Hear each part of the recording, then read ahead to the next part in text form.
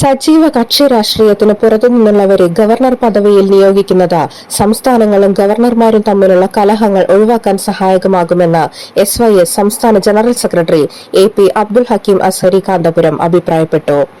കേരള യുവജന സമ്മേളനത്തിന്റെ ഭാഗമായി നടന്ന ആത്മീയ സമ്മേളനത്തിൽ സംസാരിക്കുകയായിരുന്നു അദ്ദേഹം. രാജ്യത്തിന് അഭിമാനമായ എത്രയോ പ്രതിഭകൾ നമ്മുടെ രാജ്യത്തുണ്ട്. അത്തരക്കാരെ ഇത്തരം ഭരണഘടനാ പദവികളിലേക്ക് പരിഗണിക്കുന്നത് രാജ്യത്തിന്റെ യശസ്സുയർത്തും.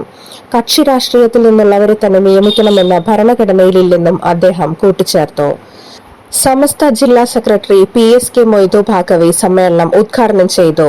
മുസ്ലിം ജമാഅത്ത് ജില്ലാ പ്രസിഡന്റ് ഫസൽ തങ്ങൾ അധ്യക്ഷത വഹിച്ചു. ത്വാഹ സഖാഫി, തുറാബ് അസ്ഖാഫ്, PA ഫാറൂഖ് നയീമി, ദേവർശോല അബ്ദുൽ സലാം മുസ്ലിയാർ, റഹ്മത്തുള്ള എന്നിവർ പ്രസംഗിച്ചു.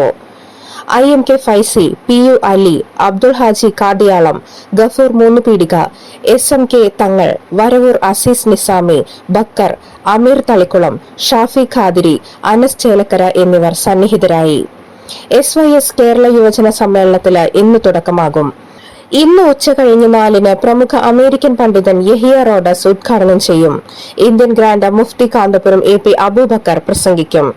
10,000 സ്ഥിരം പ്രതിനിധികളുള്ള സമ്മേളനത്തിൽ ശനിയാഴ്ച വൈകുന്നേരം 5-ന് നടക്കുന്ന പൗരാവകാശ സമ്മേളനം മുഖ്യമന്ത്രി പിണറായി വിജയൻ ഉദ്ഘാടനം ചെയ്യും. ഹാരിസ് ബീരാൻ MP പ്രസംഗിക്കും.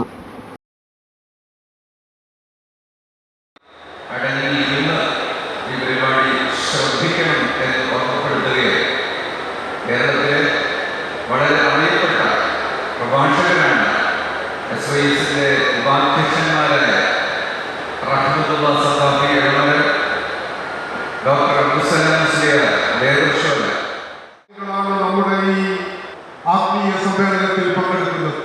ഇന്ന് പ്രത്യേകമായും അവരെ ഉദ്ദേശിച്ചുകൊണ്ടുള്ള ഒരു സമ്മേളനം തന്നെയാണ്. കാരണം നാളെ മുതൽ നടക്കുന്ന രാത്രിയും പകലുമൊക്കെയായി നടക്കുന്ന വിവിധ സെഷനുകളിൽ അവർക്ക് നേരിട്ട് വന്ന് പങ്കെടുക്കാൻ കഴിയില്ലെങ്കിലും